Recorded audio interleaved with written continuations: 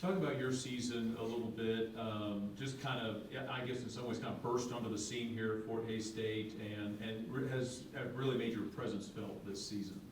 Yeah, well, so last season, mostly played with special teams and got in there a little bit at defensive back, and I just wasn't proud of my performance as far as what I put on the field. So I made a statement this year to come out here and actually make a statement, make a difference on the team. So just make my presence known. Does that come from summer work, camp work? When did that work go into it? Yeah, off season for sure, and the main thing for me was changing my mentality because I was coming here thinking that you know, using just what my skill set, already being able to use that, but having to adapt, use my mind more, understanding football, how to actually play football. So that was the biggest thing for me, really just changing my mentality, changing how I see things, and basically just showing that I deserve to be here, deserve to be on the team. Talk about the defense, and I know stats may not bear that from Saturday, but just you guys as a whole just seem like every game getting better and better and stronger and become obviously one of the best defensive units in the MIAA. Just talk about that progression and just you guys as a whole of how you've just gotten so good throughout the course of the year.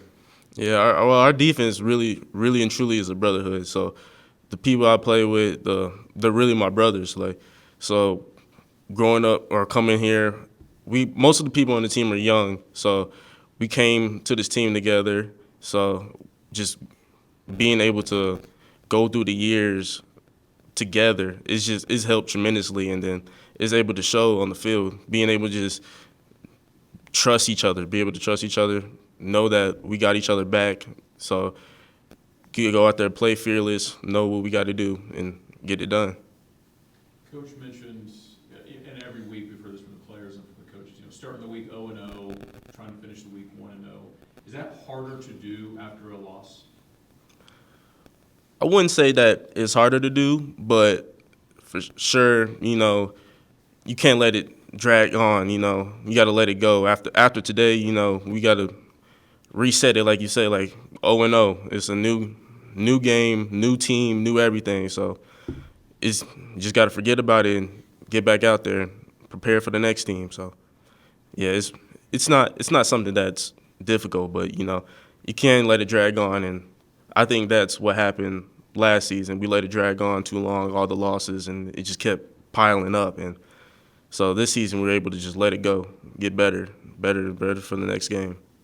Talk about this last week facing the Central Missouri wide receivers. Those were some of the tallest, longest wide receivers I've seen in this league in a long time. Talk about facing off against those guys. Yeah, they were big. Yeah, for sure, they were big. Number 80, I think he was like 6'6".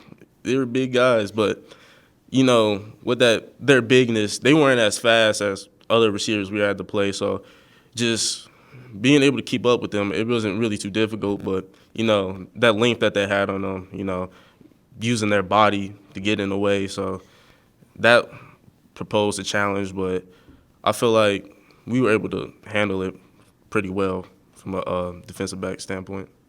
What's the biggest challenge when you face a team like that, just that up-tempo now with Emporia coming in, maybe even a faster tempo than what Central Missouri does? What's the biggest challenge, especially on the back end of the defense? It feels like you just, play ends and you got to be ready to go right away again. Yeah, because the play will happen, maybe you make a tackle or something, and then you got to look for the call, and then they're already lined up. So it's really a challenge, but, our coach prepared us well for this game and the next upcoming game. They prepared us well with tempo plays, running plays back to back to back super fast, like at a greater tempo than what they ran. So we were pretty much prepared for whatever they had to come tempo-wise. And obviously you probably feel that prepares you for what you're going to face for the 40 this weekend. Yes, sir. The first time, I want to talk about your recruitment here. When you first heard about Fort Hays State University or received a letter, whatever the recruitment was, what was your thought process of a Hays, Kansas school recruiting you?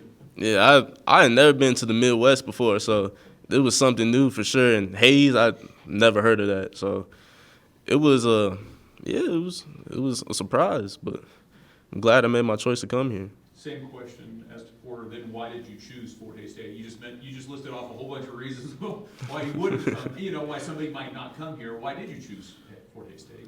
Really, what they were, Coach Brown had to offer. Like, I'm a proud Christian. He's a proud Christian man too. He loves to put his faith into the team and all that. I love that. So that's one thing that really I loved. And the defense scheme that they have, that's something that my high school I was coming from. There's something similar I used to play as. So it was really just a perfect fit for me. I would ask for to the difference, to get a win regardless of what happens from Saturday on, but to finish with 8 wins as opposed to 7, just the significance of what that would mean for this team and this program right now. It would for sure be a boost going into the next season.